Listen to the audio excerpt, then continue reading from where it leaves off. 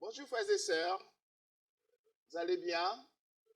Je vois beaucoup de visiteurs ce matin et j'aimerais bien parler avec Chauvel. Pas de Chauvel, nous sommes tous des adventistes du 7e jour et je suis content de vous voir. Je croyais que j'allais voir les gens de Chauvel ce matin. Mais quel que soit le cas, Dieu sait ce qu'il fait et on suit. Ça va toi? Ok. Donc, je suis comblé parce que la famille est complète, comme vous avez vu. Wendy est de retour. Et voilà, Ovine, je suppose que son cœur est rentré en place. Et voilà. Donc, Kinswan et toute la famille là, c'est un plaisir de te revoir, Kinswan, et vous tous, toutes nos condoléances pour la perte que vous avez subie cette semaine. Etc. Bon. Satan m'a attaqué plusieurs fois cette semaine. Plusieurs fois. Au point que j'allais appeler soit le pasteur ou soit Étienne pour dire, pouvez-vous trouver quelqu'un d'autre pour faire le sermon? Ensuite, le Seigneur est retourné vers moi et je dis, ok. Et pas loin, jeudi encore, dans mon congélateur, il y a un souci. J'ai essayé de l'ouvrir parce qu'il est en vite. C'est cassé. Et ce que Sylvie n'aime pas quand je dis ça, mais c'est ça. Il a pris un morceau de mon doigt. Donc, elle a compris que tout le doigt est coupé, mais ce n'est pas tout le doigt. Un peu de chair. Voilà. Et ça n'arrête pas de saigner. Ça saignait presque pendant 2 heures de temps. Et ils m'ont dit d'aller aux urgences. Mais je réfléchissais, je dis, si je vais jusque-là, ça sera grave. Donc, j'ai ressenti les attaques cette semaine. Mais grâce à Dieu, je suis là ce matin. Donc, je vous demande de prier pour moi.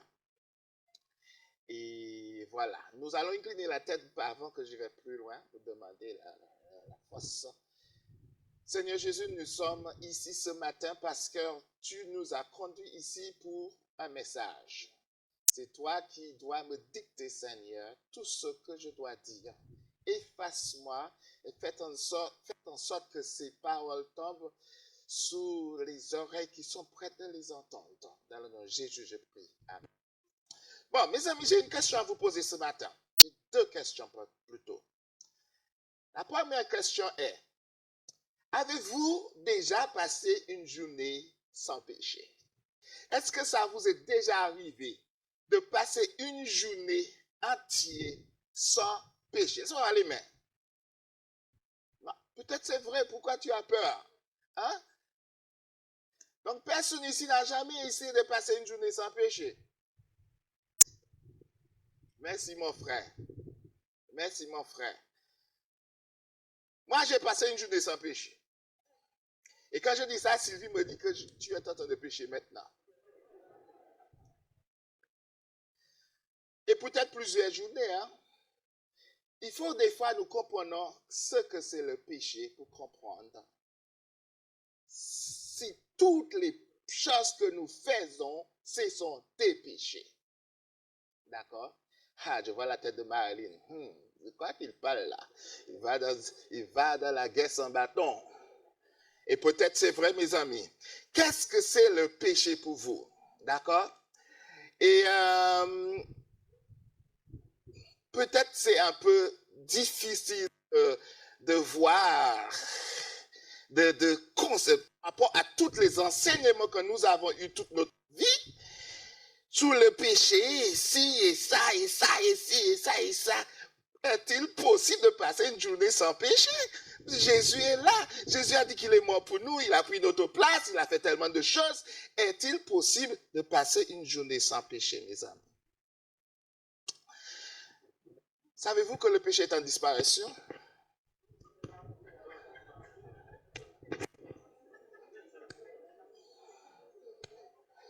Tout est en disparition dans la nature, les animaux, le truc. Le péché aussi est en disparition. Ce qui était un péché il y a quelques années n'est plus un péché. Est-ce que vous êtes d'accord avec moi? Vous commencez à comprendre. Nous l'avons accepté, ces actes de péché, ces petites mal, nous les avons acceptées, nous les avons adoptées, nous les avons tolérées. Donc, c'est plus un péché. Ils sont en disparition. Le monde a changé. Pas seulement au niveau des êtres humains, mais la nature elle-même a changé. Vous êtes d'accord? Non, vous n'êtes pas d'accord. Oui, la nature a changé, mes amis. Les animaux ont changé. Les scientifiques ont découvert des comportements que les animaux n'avaient pas auparavant, certains animaux. Notre raisonnement a changé. La façon que nous voyons des choses, nous voyons le passé. Voyons? Voyez. Non, c'est pas grave, vous avez compris. La façon qu'on voyait des choses avant, ce n'est plus la même chose. Le temps a changé, le climat a changé, notre fonctionnement a changé. Les jeunes ont changé, mes amis. Auparavant, quand on disait à un jeune quelque chose, il obéissait, il baissait sa tête, il dit ok monsieur, ok ma soeur, ok mon frère, et il faisait la chose. Va dire ça à un jeune aujourd'hui. Explique-moi où tu as vu ça, où c'est écrit dans la Bible. Et ils viennent avec leur bagage, leur argument. Tout a changé. Que devons-nous faire maintenant? Si les apôtres ou Ellen White revenaient aujourd'hui et voient notre fonctionnement, comment ils seront? Étonnés mes amis. On pourrait donner une calotte à un jeune avant, va donner une calotte à un jeune aujourd'hui. Hein? Je n'ai pas dit c'est bon, je ne suis pas en train de dire que ce sont des choses bonnes. Je suis en train de dire que les choses ont changé. Ce n'est pas la même chose aujourd'hui. Lorsque j'étais jeune à la Dominique, je vais citer certaines choses. Je ne suis pas en train de critiquer, hein? Je juste citer certaines choses que nous voyons comme des péchés, d'accord? Lorsque j'étais jeune, habitant la Dominique, les choses étaient très, très strictes. Très, très strictes. Je ne pouvais même pas aller à l'église en jean. En jean. Dès que je vais à l'église ou quelqu'un va à l'église en jean, tu vois un ancien qui arrive, mon frère, ma soeur. Ce n'est pas un habit approprié pour l'église. Et demi-tour, tu rentres chez toi, tu t'habilles pour l'église. D'accord? C'était comme ça, très strict. Les bijoux étaient interdits. D'accord? On n'avait pas droit d'avoir les... comment dis-je? Oui, les bijoux étaient interdits pour les adventistes. On apprenait aux enfants, ils ne pouvaient pas jouer au foot le sabbat. Ils ne pouvaient pas jouer au basket le sabbat parce qu'on est en train de transgresser le sabbat. D'accord? Nous n'avons pas le droit de manger, si c'est manger, de faire à manger le jour du sabbat. Les hommes n'avaient pas le droit d'avoir des cheveux longs. Vous vous rappelez de tout ça? Vous me regardez comme si je suis en train de parler comme à des extraterrestres. Mais non, nous sommes là et nous l'avons vécu. Parce que c'était dans notre temps. Ok? Certains habits n'avaient pas le droit d'être portés en tant que chrétien. On n'avait pas le droit d'avoir les manches, les épaules dehors, ou un morceau du tété qui sort, ou les fesses, les cuisses. Il y avait une certaine façon d'habiller. Et quand tu étais comme ça, c'était, je ne suis pas dit c'est un péché, mais dans nos têtes, c'était un péché. On devait tout arrêter. Vous savez comment j'ai nommé mon sermon aujourd'hui? J'ai premièrement fait en anglais. Ensuite, j'ai réalisé que si je le dis en anglais comme ça, traduit en anglais, ça ne sera pas la même compréhension. License to sin, qui veut dire licence à pécher. Mais je constate que licence n'est pas le même mot en français. Donc, permis pour pécher. Permis pour pécher, mes amis. Permis. Hein? Je continue. On n'avait pas le droit de jouer ou même écouter certaines musiques le jour du sabbat. Vous vous rappelez de ça? Ma maman nous cassait notre Walkman. Vous vous rappelez Walkman? Walkman. Cassait ça, bam! Ou des cassettes. Parce que nous avons écouté une musique qui n'était pas chrétienne le jour du sabbat.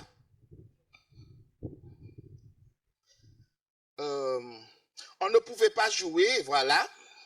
Je me rappelle, à Trinidad, pour ceux qui connaissent le Caribbean Union College, je n'étais pas au Caribbean Union College, mais je fais un séjour là-bas. Et ce jour-là, un jeune homme, elle montait jouer le piano. C'est lui qui faisait le service de chant, il jouait avec énergie, avec jazz, il jouait. Et j'ai vu le docteur Andrews, pour ceux qui le connaissent. Il est monté près de ce jeune homme, il lui a dit, ça, devant tout le monde, mes frères et sœurs, ça. Ensuite, le jeune homme est sorti et lui, il a pris le relais, il a joué.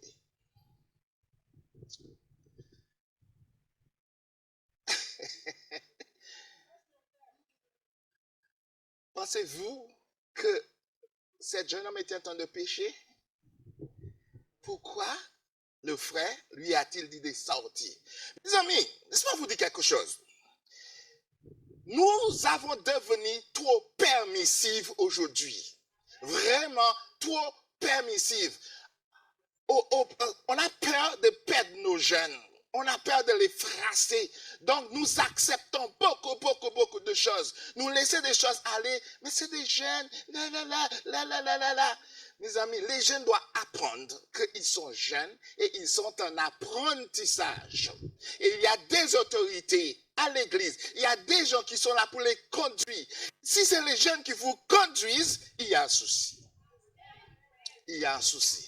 Vous devriez être ferme avec ces jeunes et leur dire que ce qu'ils font n'est pas bon. Ou le cheminement qu'ils prennent n'est pas bon. Il ne faut pas avoir peur. C'est dès le début. On n'instruit pas un enfant quand il a 16. Je ne peux rien dire à Ovine maintenant. Je ne peux rien dire à Ovine. Ovine est trop grand. Ce n'est pas le moment. On dit ça quand la personne est jeune. Quand il commence à entrer, à comprendre des choses. Parce que qu'est-ce qui se passe après? Les actions vont être imprimées dans cette personne. Les actions vont devenir normales dans cette personne. Et ensuite, c'est trop tard. C'est trop tard. Donc, il faut être ferme avec les jeunes quand vous voyez qu'ils ne sont pas dans le bon chemin. Et quand je dis le bon chemin, je ne parle pas de cigarettes, je ne parle pas d'alcool, je ne parle pas de sexe extérieur. Je parle des choses qu'ils font à l'église qui n'est pas dans les... C'est quoi le mot? Dans les normes de l'église. Voilà. Il faut leur dire. Il faut leur dire, mes amis. Il ne faut pas avoir peur. Peur. Je me rappelle, encore, j'aime donner des expériences quand je parle, mes amis. Excusez-moi si je donne trop, d'accord? Dans mon village, où j'ai grandi, Benz, comme Étienne a dit, Benz, un petit village à la Dominique, nous étions environ 90% d'adventistes et 10% qui ne sont pas adventistes. Ouais, que des adventistes.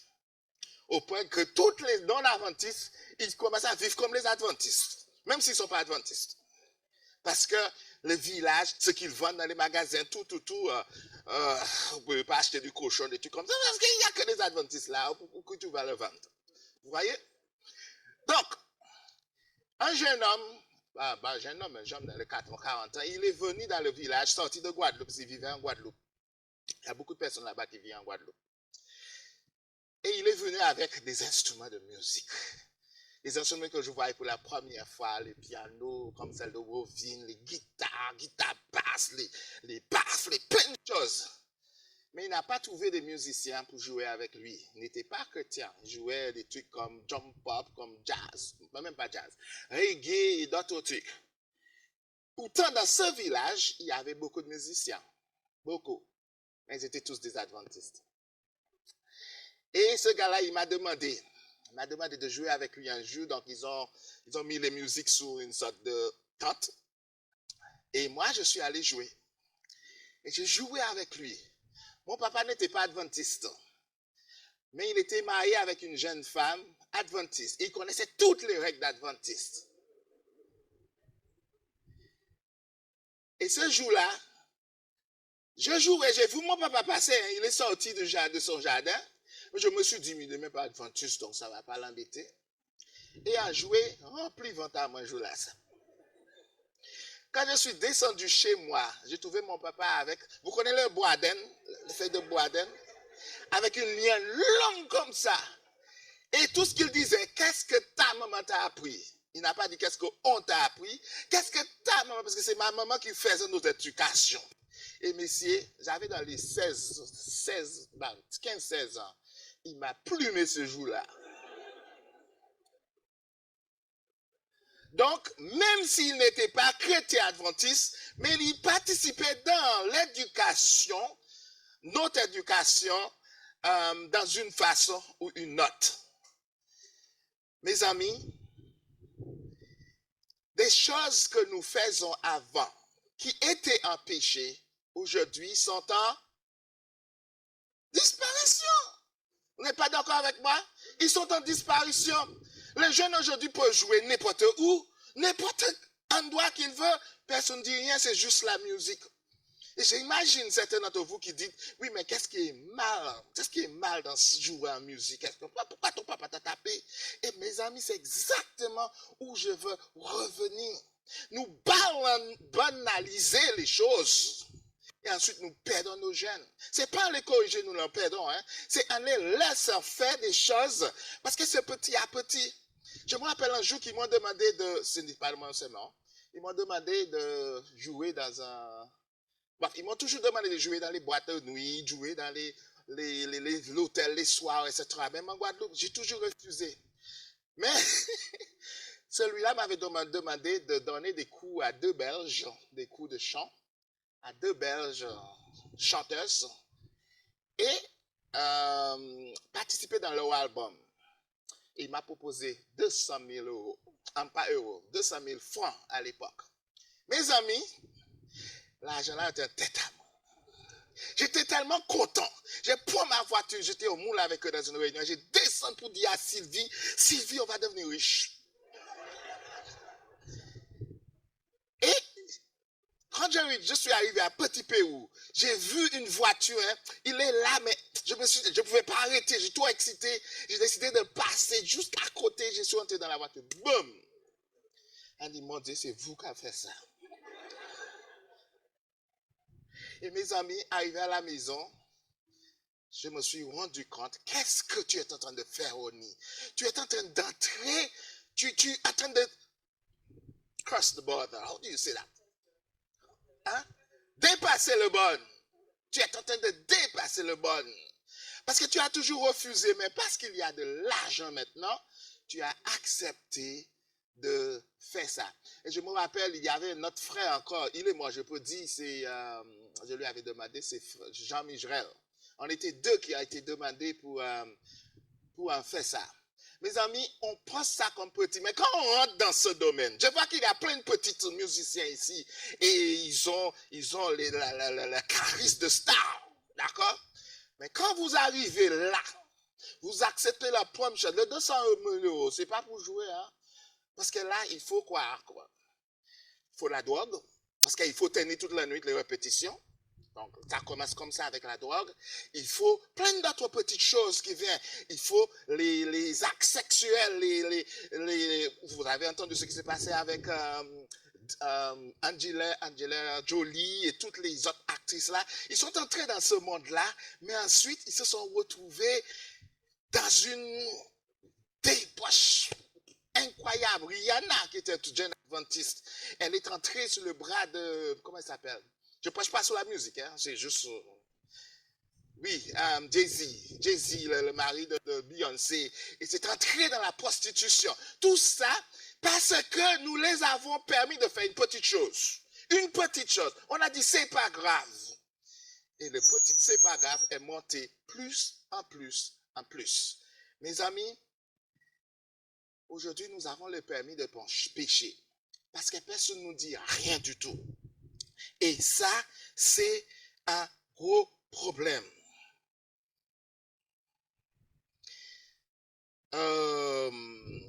Voilà. Le péché est en disparition. Aujourd'hui, tout est permis. Et je me retiens loin de juger ou critiquer. Je voudrais savoir si nos anciens à l'époque avaient tort. Éric, est-ce qu'ils avaient tort? La façon de faire. Parce qu'aujourd'hui, ce n'est plus des péchés. On le fait naturellement, on vit quand on veut. est-ce qu'ils avaient tort? Donc la grande question que je me pose, et vous devriez vous poser, est-ce que Dieu a changé? Vous dites non, c'est une chose de dire non, et une chose de quoi non. Vous savez qu'est-ce qu'il a dit dans le texte ce matin? On voit, mais on ne aperçoit pas. On entend, on écoute, mais on n'entend pas. Des fois qu'on dit des choses, mais on n'est pas dans la chose. C'est ce que le texte veut dire. D'accord? Donc, Malachie chapitre 3, verset 6 nous dit quoi? Pour ceux qui ne connaissent pas que. Malachie chapitre 3, verset 10. Il dit, car je suis l'Éternel, je ne change pas. Ni aujourd'hui. Il n'a pas changé hier. Il ne va pas changer aujourd'hui. Et il ne changera pas, mes amis. Dieu restera le même Dieu pour toujours. Donc si vous avons nos pratiques et nous croyons que voilà Dieu a accepté, Dieu tolère tout, etc., nous sommes dans le faux. Comment Dieu regarde le péché? Quelle est la position de Dieu concernant le péché? 1 Jean 3, verset 4 nous dit quoi? Quiconque pêche transgresse la loi. Et le péché est la transgression de la loi. Mes amis, j'aime ce texte-là. Vous voyez pourquoi? Parce qu'il y a des choses que je vois. Je ne sais pas si vous le voyez dans ce texte. Mais des choses que je vois. Ou peut-être le Saint-Esprit m'a fait voir des choses que je devrais voir.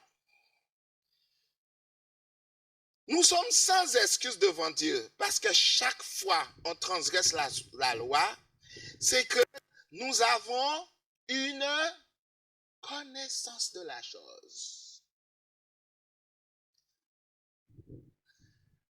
Pensez-vous, c'est la deuxième question que je devais vous poser.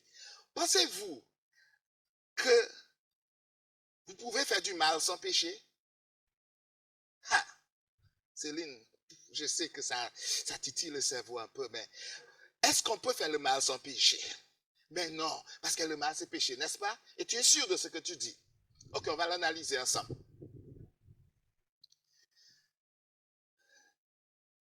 Mes amis, tous les péchés, ce sont des mal. On est d'accord? Mais est-ce que toutes les mal, ce sont des péchés? La Bible nous dit que nous péchons quand nous transgressons. Est-ce que vous pouvez transgresser quelque chose si vous ne savez pas? Vous voyez beaucoup de personnes qui sont à l'extérieur là. Des fois qu'on les dit les gens du monde, les gens du monde, les gens du monde. Mais les gens du monde ne savent pas ce qu'ils font des fois. Nous savons que nous ne pouvons pas vivre en concubinage. Mais des gens qui sont paxés, ils sont bien. Ils ne savent pas qu'ils ne doivent pas vivre en concubinage. Quand nous les regardons, nous disons, ils sont en train de pécher. Mais est-ce qu'ils ont connaissance qu'ils sont dans le mal? Tu as connaissance, quand tu as connaissance, tu es dans le mal et tu refuses de respecter ce que tu connais. À ce moment-là, tu es en train de rebeller. Et le péché, c'est la rébellion. Le péché, c'est savoir que tu ne dois pas faire cette chose et tu continues à le faire. C'est pour ça Dieu a dit, je crois que c'est Actes chapitre 17, que dans les temps d'ignorance, Dieu ne prend pas compte. Parce que tu ne sais pas. D'accord? Mais dès que vous savez la chose et vous continuez à le faire, vous êtes en rébellion. Donc il n'y a pas de grâce pour toi. Non, il n'y a pas de grâce. La gloire de Dieu ne te couvre pas. Parce que tu as délibérément décidé de faire la chose. Est-ce que vous me suivez? Donc, mes amis, on peut bien faire le mal et ne pas pécher. Et ne pas pécher. On peut bien faire quelque chose. Comme j'ai expliqué à Rosilia. Si, par exemple, Marilyn Rosilia vient chez toi, par exemple, d'accord? Et elle vient chez toi avec un sac d'orange. Elle a mis sous ta table. D'accord? C'est le sac d'orange de Rosilia. Mais si ta fille vient, elle prend l'orange de Rosilia, elle les mange. Est-ce qu'elle a fait quelque chose de mal? Oui, parce que Rosilia pleure. Rosilia a mal. Tu as mangé mon orange. Mais est-ce qu'elle a péché? Non, parce qu'elle est chez elle. Elle ne sait pas c'est celle de Rosilia. C'est celle de sa maman, ça peut être celle de sa maman ou celle de la maison. Elle a l'habitude de les prendre. Donc elle prend la chose, mais elle n'a pas fait quelque chose elle a fait quelque chose de mal parce qu'Osia a mal, mais elle n'a pas péché, mes amis. Donc nous pouvons bien faire des choses mal et ce ne sont pas des péchés. Par contre, l'autre bout, comme je dis, quand vous connaissez la chose et vous ne le faites pas, vous êtes en train de pécher. Si vous regardez 1er Jean, verset 3, on a déjà lu, Roi 7 et verset 7. C'est quel roi, mon Dieu? Je n'ai pas mis le texte. Je crois que c'est 1er Roi 3, 20. Il dit, la loi de Dieu rend l'homme conscience de l'existence de sa nature pécheresse. La loi de Dieu vous fait voir comment tu es. D'accord? Ce sermon-là, je ne lui fais pas confiance parce que je devais écrire 3 pages. Et quand j'ai terminé, j'ai vu 4 pages. Je l'ai réécrit et c'est terminé à 3 pages et demie. Donc, je dois faire attention pour finir à l'heure. D'accord? Donc, et un peu d'indulgence avec moi. D'accord? J'étais à Paris, je roulais avec une fourgonnette, je travaillais à faire des livraisons, et je devais traverser un chemin. Et un motard, il est venu à pleine force, boum! Il a cogné la voiture, il est terminé sous un autre camion qui était devant. Mais il n'est pas mort, Il est sorti, il a dit, mais qu'est-ce que vous faites, papa? Je dis, monsieur, mais vous n'avez pas respecté la priorité. Il a dit, respectez, tout le monde fait ça. Tout le monde fait ça, mes amis. C'est ce qu'il m'a dit. Tout le monde le fait. Et c'est là le problème. Tout le monde le fait comme donc nous le faisons en croyant que c'est bon. Mais est-ce que c'est bon parce que tout le monde le fait? Nous nous retrouvons en porte-à-faux. Aujourd'hui, il n'y a pas d'excuse pour le péché.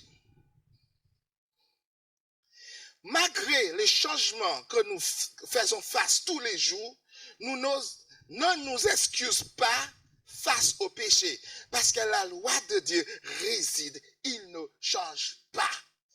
Il savait bien qu'il y a un stop. Il fallait arrêter. Moi, je sais qu'il y a un stop, je suis passé.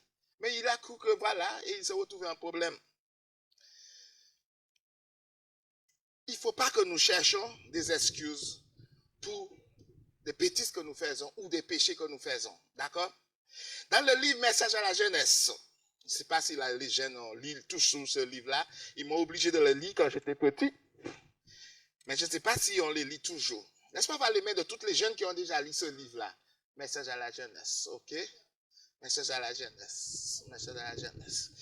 Dans ce livre-là, je ne me rappelle plus quel texte, ils disent que Dieu cherche des jeunes hommes et des jeunes femmes qui va appeler le péché par son nom. Ça, c'est notre morceau encore. Qui va appeler le péché par son nom.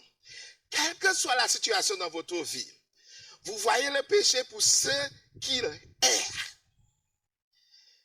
Des fois, nous condamnons des personnes pour les péchés, mais quand il s'agit d'un ami ou un membre de notre famille, nous cherchons à détourner ce péché et cherchons des excuses pour ne pas condamner nos proches. Ça arrive souvent. Arrive ça tout le temps, mes amis. Les gens savent, quand c'est des amis ou des familles ou des enfants des autres, ils pointent les doigts. Oui, toi. Mais quand c'est eux, mais oui, c'est parce que, etc., etc. Et on cache le péché. On donne la permission aux autres de pécher. Ça aussi, mes amis, c'est mal. C'est mal. Nous devons regarder le péché en face et dire, c'est le péché. C'est du vol. C'est de l'adultère. C'est de, je ne sais pas encore, je ne me rappelle plus de péché. Il faut regarder, il ne faut pas chercher. Mais non, c'est qu'elle était un peu perturbée, elle est en dépression, elle est ci, elle est ça, ou des trucs comme ça. Non, mes amis. Tu savais bien que tu ne devais pas le faire. Quelle que soit ta situation, tu as pris la décision de le faire, c'est le péché. Je sais que je parle beaucoup de péché aujourd'hui, mais mon cher, je vous raconte une deuxième histoire. une famille qui avait un fils. Il était marié. Et il a fait un enfant avec quelqu'un d'autre. La famille était un peu... Bof, tu sais, ton fils a fait un truc, sa femme souffre, tout le monde pleure, etc., etc. Ils ont fait une réunion avec sa femme et ils ont éteint le feu. C'est bien, ne t'inquiète pas, ça va aller. Lui, il a demandé pardon, la femme lui a pardonné. Tout a continué bien avec la famille. Ils sont retombés amoureux, bien, bien, bien. Ah, ils ont donné des postes à l'église. Il vivait sa vie. Quelque temps après, la femme qui ne pouvait plus tenir, elle a décidé de confesser son péché et dit, suite à ton péché, moi, je t'ai trompé aussi. Vous imaginez? La famille s'est montée à flamme. Tout, comme essence. Qu'est-ce que tu as fait? Bla, bla, bla, bla, bla. Ils ont condamné la dame, ils ont méprisé, ils l'ont sali. Son nom est parti partout. Pourtant, le premier a été caché. Mais elle a été salie, mes amis. Pourquoi? Pour le même péché. Pourquoi un a le droit de le faire et l'autre a été exécuté moralement? Comment vous expliquez ça? Le même péché, adultère, ça s'appelle. Ça s'appelle adultère. Quel que soit chez l'homme ou chez la femme, c'est de l'adultère. Mais un a été gracié et l'autre a été condamné. C'est injuste.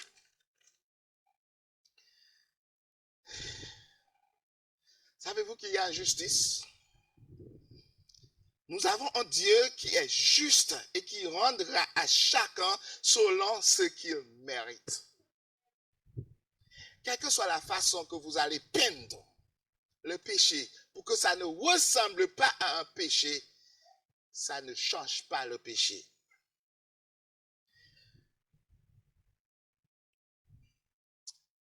Nous ne voyons même pas que le péché a pris le pouvoir dans notre vie, dans l'église, partout où on va.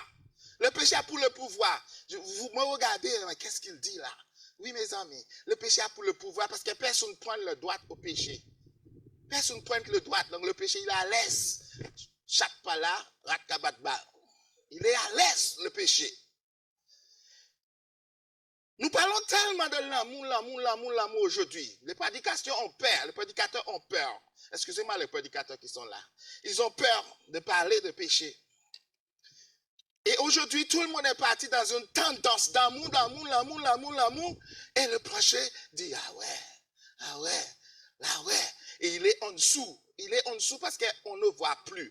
Dès que quelqu'un fait quelque chose, Dieu t'aime. Ne t'inquiète pas, ça va aller. Et le péché, ils grandissent. Parce qu'on le met, on le couvre. Ah, savez-vous que l'amour, moi je suis pour l'amour, hein? Et je suis quelqu'un qui aime beaucoup les gens. J'aime beaucoup Dieu. J'aime beaucoup ma famille. Mais ce mot l'amour, c'est le même mot qui est souligné sur le péché. L'amour du monde, l'amour du sexe, l'amour de l'argent, l'amour de toutes ces choses-là qui nous fait pécher. C'est l'amour, mes amis. Parce qu'il y a de l'amour et de l'amour. Il y a l'amour de Dieu, il y a l'amour du diable, il y a l'amour de soi-même.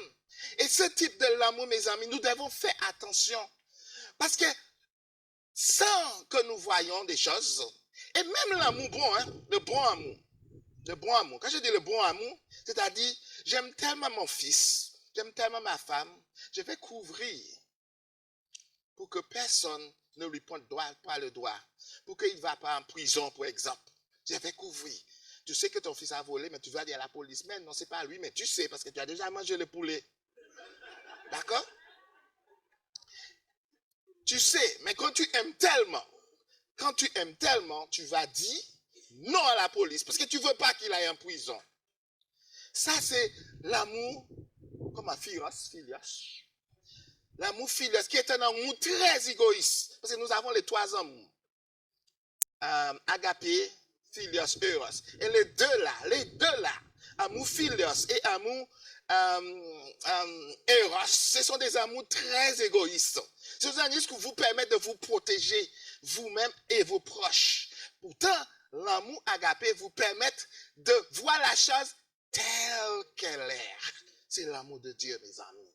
Telle qu'elle est. Mais des fois, nous effaçons tout ça et nous allons sur d'autres chemins pour ne pas... excusez-moi, je ne veux pas fâcher personne. Je parle, comme je vous ai dit, que Dieu m'a donné ce message et j'ai décidé de le parler ce matin. D'accord? Certaines personnes se fâchent quand on parle de péché à l'église. Ouais. J'ai perdu mon fil. Ok, moi j'ai déjà dit ça. Bon. Ok. Mes amis, c'est très important que nous comprenions que nous devrions regarder des choses en face et les accepter pour que nous puissions faire un avance avec Jésus-Christ.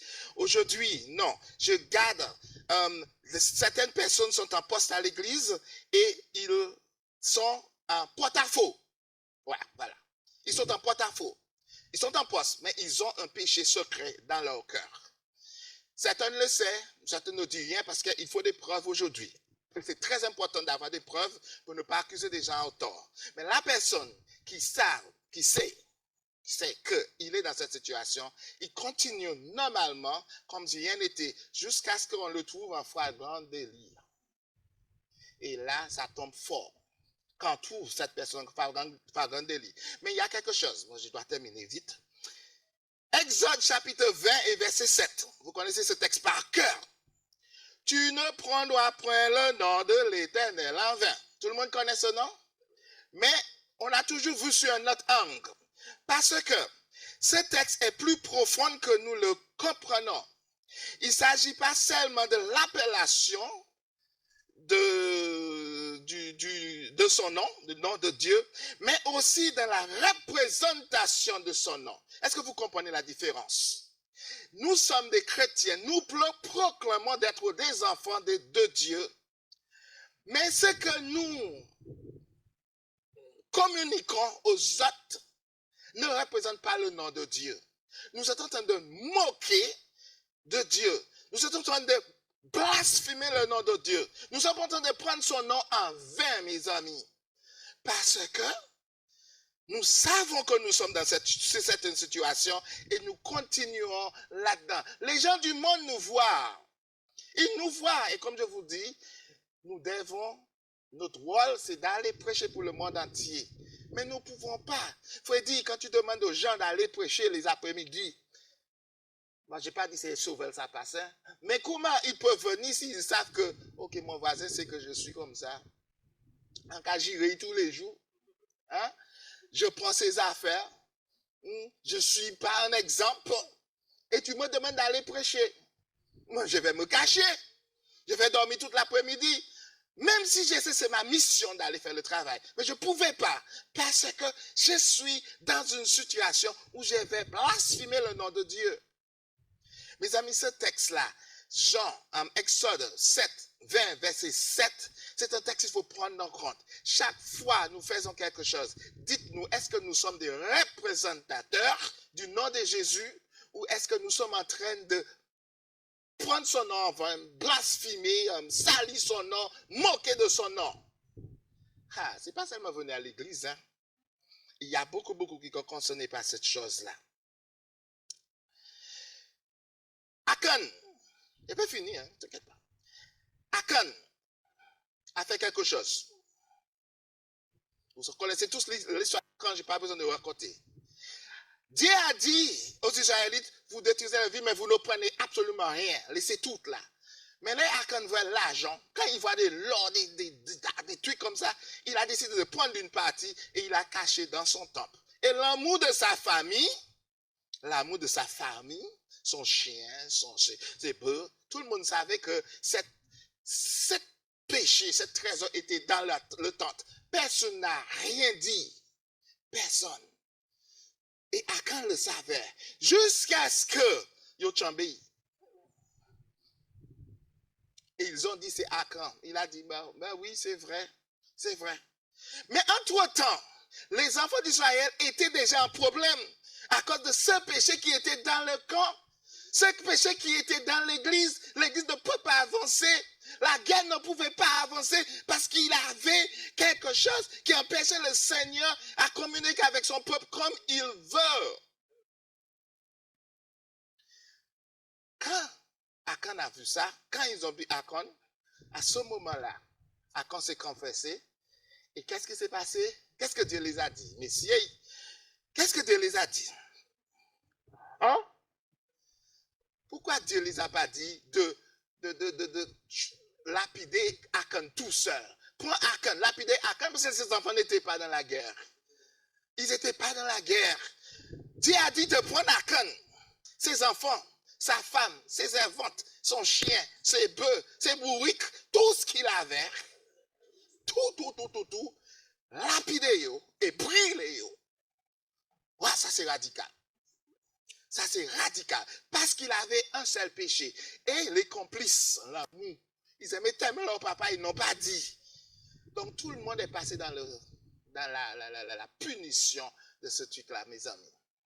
Je ne suis pas en train de vous dire d'aller dénoncer vos frères et sœurs, parce que Matthieu a une façon de le faire.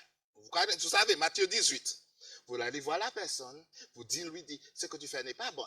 Il ne t'écoute pas, tu vas une deuxième fois avec quelqu'un d'autre. Il ne t'écoute pas, et à ce moment-là, tu dénonces. Mais il ne faut pas, dès même matin, que Étienne et le pasteur ne peuvent pas répondre au téléphone, hein, parce que vous connaissez des choses avant que vous ne connaissez pas. Vous avez un travail à faire de vous-même avec cette personne avant de dénoncer. Mais mes amis, je suis en train de vous dire que le péché, c'est un fléau, c'est quelque chose de mauvais, et nous débarrassons de tout cela. Mais il y a quand même un espoir. Il y a un espoir. Dieu avait vu tout ça depuis longtemps. Il avait vu nos façons de réagir. Et il a fait quoi? Il a mis un plan de rédemption pour que nous puissions sortir de cette situation. Et c'est quoi ce plan de rédemption? C'est Jésus-Christ, son Fils, qui est venu mourir sur la croix pour nous.